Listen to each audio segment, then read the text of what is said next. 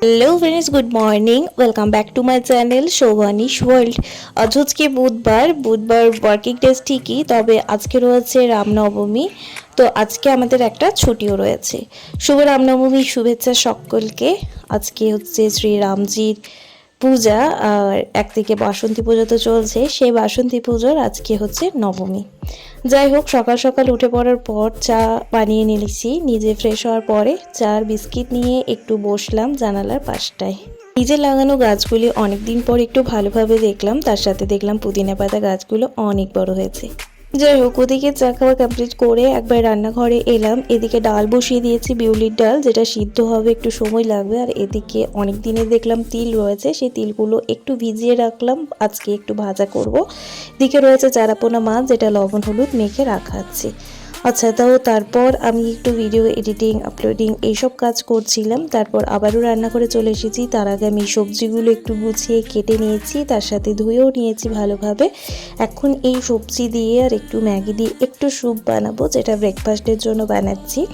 তো দিকে ব্রেকফাস্টের জন্য যে ম্যাগি স্যুপ বানাচ্ছি আমি, সেটার রেসিপি অলরেডি রয়েছে আমার চ্যানেলে, আপনারা চাইলে চেক আউট করে নিতে পারেন। এই স্যুপটা বেসিক্যালি ওয়েট লসের জন্য বেশ ভালো, তার সাথে এটা শীতকালে যদি খেতে পারেন সেটার জন্য বেশ ভালো, কারণ এটাতে গোলমরিচের গুঁড়ো দেওয়া হবে, তো সেজন্য এটা সর্দি কাশির পক্ষেও কিন্তু যথেষ্ট ভালো। ওদিকে শুক্তো বানাচ্ছি, আর এদিকে কয়েকটা দিন আগের থেকেই এই ছোলাগুলো ভিজিয়ে রেখেছিলাম, কাবলি চানা আর মটর মিক্স করে। তো এগুলো দেখুন কয়েকটা দিন ফ্রিজে রাখার পর অঙ্কুরোদ্গম হয়ে গেছে। অঙ্কুর যাওয়ার ফলে কলাইগুলো খেতে একটু আলাদা ধরনেরই লাগছে, মানে মিষ্টি মিষ্টি লাগছে। আমার অঙ্কুরিত কলাই খেতে বেশ ভালো লাগে। তো যাই হোক, এটার গুণাগুণ তো আরও বেড়ে গেল যেহেতু অঙ্কুর হয়ে গেছে। তো এদিকে আমি ম্যাগি স্যুপটা বসিয়ে দিয়েছি, এদিকে স্যুপটা হোক, আর ওদিকে আমি কলাইগুলো একটু লবণ হলুদ দিয়ে একটু সিদ্ধ করতে বসিয়ে দিলাম। তো চলুন একটু কাজটা এগিয়ে রাখলাম রাতের ডিনারের জন্য। আচ্ছা, আজ তো হচ্ছে রামনবমী। তো রামনবমীতে তো জয় শ্রীরামের একটা পতাকা, সেটা তো বাড়িতে টাঙাতেই হবে, বাঙালি বলে কথা, আর আমরা তো সনাতন ধর্মী মানুষ। সেজন্য মিস্টার ঘোষ এলো এক্ষুনি বাড়ি, ও স্কুল ছুটি আজকে। তো যাই হোক, ও বাড়ি এসেই এই পতাকা টাঙানোর কাজে লেগে পড়েছে। তো আমি একটু হেল্প করার জন্য এলাম, তার সাথে ভিডিওগ্রাফি তো করতেই হয়। তো যাই হোক, বাইরে প্রচণ্ড হাওয়া চলছে, তো সেজন্য পতাকাটা বেশ সুন্দর লাগছে। এই পতাকাটা একটা পাইপের সাহায্য নিয়ে আমাদের যে কোণাটা রয়েছে ঘরের এক কোণে এটাকে রাখা হচ্ছে, ছাদের মধ্যে দিয়েছি এটা। তো অ্যাঙ্গেল তো আমাদের করা নেই, সেজন্য এই পাইপের সাহায্য নিয়েই এটাকে গেঁথে একটু লাগানো হচ্ছে, আর তার সাথে হাওয়া দিচ্ছে বলে বড্ড সুন্দর লাগছে। ছাদে এত রৌদ্র লাগছে যে তাকানোই যাচ্ছে না। যাই হোক, পাশাপাশি বাড়িগুলোও দেখলাম পতাকা টাঙানো হয়ে গেছে, তো আমরাই মনে হয় সব থেকে শেষে লাগালাম। আচ্ছা, তো অনেকক্ষণ পরে রান্নাঘরে ফিরলাম, স্যুপটা বানিয়ে স্যুপটা খেয়ে নিয়েছি, মানে ব্রেকফাস্টটা অলরেডি কমপ্লিট করে নিয়েছি। তারপর এখন রান্নাঘরে চলে এসেছি বাকি রান্নাগুলো কমপ্লিট করার জন্য। এই যে আজকে একটু গোটা গোটা পটলের একটু সবজি বানাবো। কি বানাচ্ছি অবশ্যই শেয়ার করছি। তার আগে বলি, এই পটলগুলো একটু খোসাটা ভালোভাবে ছাড়িয়ে নিয়ে জলে ভিজিয়ে রেখেছিলাম মোটামুটি 30 মিনিট মতো। পটলের খোসাগুলো মা ছাড়িয়ে রেখে দিয়েছিল বলে আমার কাজ অনেকটা এগিয়ে গেছে। যাই হোক, এই পটলগুলো এখন একটু ভেজে নেব, একদম মিডিয়াম লো ফ্লেমে এটাকে ভেজে নেব, তাহলে পটলটা ভাজার সাথে সাথে সিদ্ধ হয়ে যাবে, রান্নাটা হতে কম সময় লাগবে। আর হ্যাঁ, অবশ্যই এই পটল ভাজার সময় লবণ আর হলুদ একটু একটু করে দিয়ে রাখতে হবে, তাহলে কালারটা বেশ ভালো আসবে। তো চলুন এদিকে পটলটা ভাজা হোক, আর এদিকে ততক্ষণে আমি কয়েকটা পেস্ট বানিয়ে রাখি। প্রথমে কাজু আর পোস্ত দিয়ে একটা পেস্ট বানিয়ে নিলাম গ্রেভির জন্য। তারপর নিয়ে নিচ্ছি আদা আর কাঁচা লঙ্কা, যেটাও আমি পেস্ট করব। পুরোপুরি নিরামিষ রান্না করছি এটা, আজকে কোনো বারবিধি নেই, তবে এই রান্নাটা আমি নিরামিষই করে থাকি, ভালো লাগে নিরামিষই খেতে। আচ্ছা, তো ওদিকে সমস্ত পেস্ট মোটামুটি রেডি, টমেটোটা পেস্ট বানিয়ে নিয়েছি।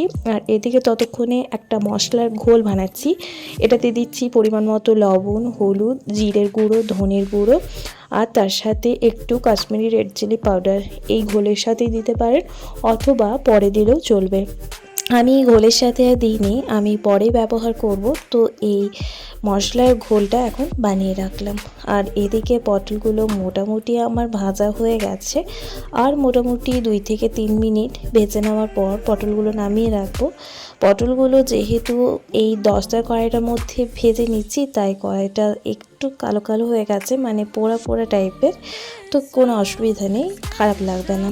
তো এই হচ্ছে আদা কাঁচা লঙ্কার পেস্ট, এটা টমেটোর পেস্ট, এটা হচ্ছে কাজু পোস্তর পেস্ট, আর এটা হচ্ছে টক দই যেটা ফেটিয়ে রেখেছি, আর এটা হচ্ছে ওই যে বিভিন্ন মশলার ঘোলটা। যাই হোক, পটলগুলো চলুন এখন তুলে রাখি। পুরোপুরি ভাজা কমপ্লিট হয়ে গেছে। তাছাড়া আমার পটলগুলো মোটামুটি 80% মতো সিদ্ধ হয়ে গেছে। তো কড়াইটা দেখে মনে হচ্ছে পুরো পুড়ে গেছে, তো খুব একটা পোড়া হয়নি, ক্যামেরাতে একটু বেশি লাগছে। যাই হোক, প্রথমে আরও একটু সর্ষের তেল দিয়ে দিলাম, তার সাথে কালো জিরে আর একটা শুকনো লঙ্কা ফোড়নে দিলাম। এখন একে একে সব মশলাগুলো দিতে থাকবো। তো প্রথমেই দিয়ে দিলাম যে আদা আর কাঁচা লঙ্কা যে পেস্ট বানিয়েছিলাম সেটা। সেই পেস্টটা একটু নেড়েচেড়ে ভেজে নিতে হবে যতক্ষণ না আদার কাঁচা গন্ধটা যায়। আচ্ছা, তো এরপর যে মশলার ঘোলটা বানিয়ে রেখেছিলাম সেই মশলার ঘোলটা দিয়ে দিচ্ছি। এরপর দিয়ে দেব যে বানিয়ে রাখা টমেটো পিউরি রয়েছে সেই টমেটো পিউরিটি। এভাবে আমি সমস্ত মশলা একে একে দিতে থাকবো আর ভালোভাবে মশলাটা কষাতে থাকবো। আর এই যে ভেজে রাখা পটল কি সুন্দর লাগছে না, মনে হচ্ছে এই ভাজা পটলগুলোই তুলে খেয়ে নিই। আচ্ছা, তো কুকিং ইনগ্রেডিয়েন্টস দেখে আর মেথড দেখে আশা করি অনেকেই বুঝতে পারছেন যে আজকে কি রান্না করছি, মানে কি স্পেশাল রান্না আমি আপনাদের সাথে শেয়ার করছি। তবুও বলে দিই, আজ আমি একটু দই পটল বানাচ্ছি। আর এই দই পটলটা শুকনো ভাতে বড্ড ভালো লাগে খেতে, আর এটা নিরামিষের দিনেও কিন্তু বানানো যেতে পারে, যেহেতু পুরোপুরি এটা নিরামিষ রান্না। যারা নিরামিষভোজী রয়েছেন তারা অবশ্যই এইভাবে দই পটল বানিয়ে খেতে পারেন, যেটা খেতে বড্ড ভালো লাগে। তার সাথে একটু নতুনত্ব, পটল আলু সবজি আমরা তো ম্যাক্সিমাম সবাই খেয়ে থাকি, আর সেটাই আমাদের বাড়িতে বেশি রান্না হয়।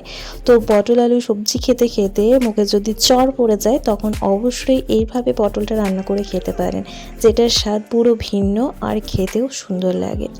গ্রীষ্মের দিনে টক দই খাওয়া তো বড্ড ভালো জিনিস, স্বাস্থ্যের জন্য খুবই ভালো। তবে অনেকেই আছেন টক দইটা খেতে পারেন না, তো টক দইটা রান্নায় দিয়েও খেতে পারেন, গুণাগুণটা একটু কম হলেও উপকারী হয়। তো যাই হোক, আমি রান্নার প্রসেসটা পুরোপুরি শেয়ার করলাম, পুরোটা হয়তো বললাম না, বাট পুরোটাই আমি শেয়ার করেছি। মশলাগুলো যেহেতু আমার প্রথমেই বলা ছিল, তাই আমি আর আলাদা করে এখন আর বললাম না, জাস্ট প্রসেসটা শেয়ার করলাম। আপনারা অবশ্যই এভাবে রান্নাটা করে দেখবেন, খেতে আশা করি আপনাদেরও ভালো লাগবে। এই পৃথিবীতে তো অনেক ধরনের মানুষ রয়েছে, আর তাদের পছন্দ সবার কিন্তু ভিন্ন। কারোর সাথে কারোর মিলে যায়, আবার কারোর সাথে কারোর অমিলও থাকে। তো সেরকমই দই পটলটা অনেকে হয়তো খুব ভালোবাসেন, আবার অনেকে হয়তো ভালোবাসেন না। রান্নায় টক দই দিলে অনেকে খেতেই চান না, এরকমও মানুষ রয়েছে। তাই যারা খেতে চান না তাদেরকে আমি বলছি না, যারা খেতে ভালোবাসেন অবশ্যই এভাবে দই পটল বানিয়ে দেখবেন। দই পটল, দই বেগুন এই রেসিপিগুলো আমি দেখেছি, আর আমি দই পটলটা খেয়েছি নিজে বানিয়ে, তবে দই বেগুনটা এখনও ট্রাই করিনি। অবশ্যই এই গ্রীষ্মের দিনে একবার দই বেগুনটাও ট্রাই করব, আর সেটা কেমন লাগলো তার রেসিপি অবশ্যই শেয়ার করব আপনাদের সাথে। আচ্ছা, আমি তো রেগুলার ব্লগ আপলোড করার চেষ্টা করি, যেহেতু এটা ডেইলি ব্লগ চ্যানেল। তো আমার ব্লগের বিশেষত্ব হচ্ছে আমার ডেইলি লাইফস্টাইলের সাথে নিত্য নতুন একটা কুকিং রেসিপি বা কুকিং মেথড আপনাদের সাথে শেয়ার করা। সেটা সবসময় পসিবল হয় না, তবে যতটা সম্ভব আমি প্রতিদিনই সেটা দেওয়ার চেষ্টা করি। আচ্ছা, তো যাই হোক, পটলের যে রেসিপিটা আমি বানাচ্ছি আজকে দই পটল, সেটা মোটামুটি আমার রেডি হয়ে গেছে। এখন কয়েকটা জিনিস দিয়ে এটাকে নামাতে হবে, তার আগে একটু গরম জল দিয়ে আমি এটাকে ফুটিয়ে নেব মোটামুটি আরও 3-4 মিনিট। গ্রেভিটা অনেকটাই রয়েছে, তবে এখানে আমি যেহেতু কোনো জল ব্যবহার করিনি, তাই একটু জল ব্যবহার আমি এখন করব, তবে অবশ্যই সেটা গরম জল। সব কাজ যেমন একটা সিস্টেমের মধ্যে হয়, রান্নারও কিন্তু কিছু সিস্টেম রয়েছে। বা প্রসেস রয়েছে যেগুলো অ্যাপ্লাই করলে সত্যি কিন্তু রান্নার স্বাদটা দ্বিগুণ হয়ে যায়। যেমন ধরুন, রান্নায় মশলা যে ব্যবহার করি আমরা, সেই মশলাটাকে প্রয়োজন মতো কষিয়ে নিতে হবে। আবার এতটাও কষালে চলবে না যার জন্য রান্নার স্বাদটাই পুরো নষ্ট হয়ে যায়। এর সাথে রয়েছে মশলার যে পরিমাণ, লবণ, হলুদ বা আদার্স যে কোনো মশলা, সেটা পরিমাণ মতো অবশ্যই ব্যবহার করতে হবে। পরিমাণের অতিরিক্ত ব্যবহার করলে সেটার স্বাদও নষ্ট হয়ে যাবে। তার সাথে রয়েছে গরম জল। রান্নার পরে যদি গরম জল দেওয়া হয় রান্নার সময়, তো সেটারও দেখি স্বাদটা তার ফলে দ্বিগুণ হয়ে যায়। এই প্রসেসগুলো আমরা যদি মানতে পারি আর আমাদের মাথায় থাকে, তো অবশ্যই কিন্তু রান্নার স্বাদটা বেড়ে যায়। তবে হ্যাঁ, তারপরে তো কপাল তো বটেই। যাই হোক, তো আমার দই পটল পুরোপুরি রেডি। একটু গরম মশলা উপর থেকে ছড়িয়ে দিয়েছি, তার সাথে একটু গাওয়া ঘি দিয়ে মোটামুটি 5-10 মিনিটের মতো ঢাকা দিয়ে রেখে দিয়েছিলাম। এখন এটা একদমই রেডি সার্ভ করার জন্য। তো এটা আমি গরম ভাতের সাথে সার্ভ করছি। আপনারা চাইলে পোলাও বা ফ্রায়েড রাইসের সাথেও এটা সার্ভ করতে পারেন।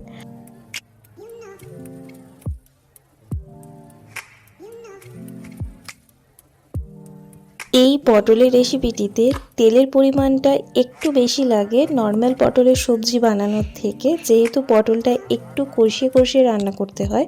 তবে দু একটা দিন এইভাবে রান্না করে খেতেও তো ইচ্ছে করে, আর দু একটা দিন এরকম ভালো মন্দ রেসিপি যদি না খাওয়া হয় তাহলেও মুখে যেন স্বাদটা থাকে না। এই জন্য দু একটা দিন চেষ্টা করি ভালো মন্দ কিছু রান্না করার। চলুন, এটা তো হলো, বাকি রান্নাগুলো এখন কমপ্লিট করে ফেলি।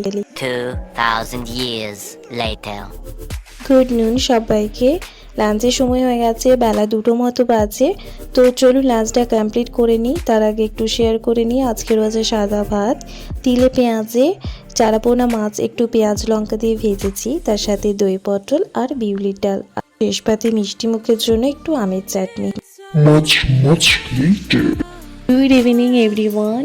বেলা অনেকটাই গড়িয়ে গেছিল। আমরা যখন বিকেলবেলা হাঁটতে যাই আর কোনো ভিডিওগ্রাফি করা হয়নি। সন্ধ্যাবেলা একটু বেরিয়েছি। প্রথমেই বললাম আজকে রামনবমী, তার সাথে এখন তো বাসন্তী পুজো চলছে। তো সেই বাসন্তী পুজোর আজকে হচ্ছে নবমী দিন। তো সেখানে গিয়েছিলাম একটু ঠাকুর দর্শন করতে আর একটু প্রণাম করতে। যাওয়ার কোনোই ঠিক ছিল না, একটু বেরিয়েছিলাম, ট্রেলারে একটু কাজ ছিল, তার সাথে কিছু কেনাকাটাও ছিল, সেই উদ্দেশ্যে বেরোনো। তো যাই হোক, মিস্টার ঘোষ বললো চলো একবার ঠাকুরটা প্রণাম করে আসি, সেই উদ্দেশ্যে যাওয়া।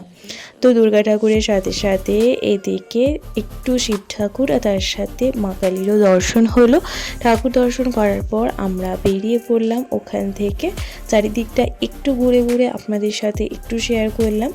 এখন যে বাকি কাজগুলো রয়েছে সেগুলো কমপ্লিট করে নিয়ে বাড়ি ফিরবো।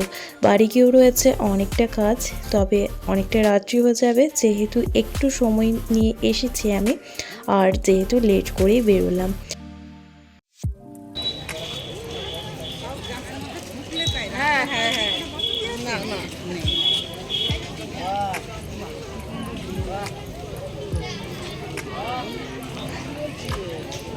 ফিরে গেলাম বাড়ি। এখন রাত্রি প্রায় 8:45 মতো বেজে যায়। অনেকটা রাত্রি হয়ে গেল এদিক সেদিক করতে করতে। যাই হোক, এখন জাস্ট বাড়ি ফিরলাম। রাত্রি যেহেতু অনেকটাই হয়ে গেছে, তাই আর রেস্ট করা হবে না, একদম সোজা রান্নাঘরে যাব একটু ফ্রেশ হই। তবুও দুপুরবেলা একটু কাজ এগিয়ে রেখেছি। এখন রাত্রিবেলা হয়ে গেছে অনেকটাই। এখন শুধুমাত্র এই ডালটা একটু ছোঁকা করে নেব। এখানে মটর ডাল আর কাবলি চানা, যেটা আমি হলুদ আর একটু লবণ দিয়ে একটু সিদ্ধ করে রেখেছি। এটা জাস্ট একটু মশলা দিয়ে ছোঁকা করে নিলেই হয়ে যাবে, সময়টা একটু কম লাগবে যেহেতু সিদ্ধ করা আছে। তো রান্না আমার পুরোপুরি কমপ্লিট। এটা আমি আলু ছাড়াই বানিয়েছি, পুরো চানা মশলা, তবে এটাতে একটু মটর ডাল অ্যাড করা আছে। খারাপ লাগে না খেতে, বেশ ভালোই লাগে। তো রুটির জন্য বেশ একটু গ্রেভি গ্রেভি করে বানিয়েছি, আর তার সাথে এদিকে একটু ছানা কাটছি। দুধটা বসিয়ে দিয়েছিলাম, তার সাথে লেবুর রসও দিয়ে দিয়েছি। ছানা কাটা মোটামুটি কমপ্লিট। এদিকে শুধুমাত্র তাওয়া গরম করতে দিয়েছি, রুটিগুলো বানিয়ে নিলেই হবে।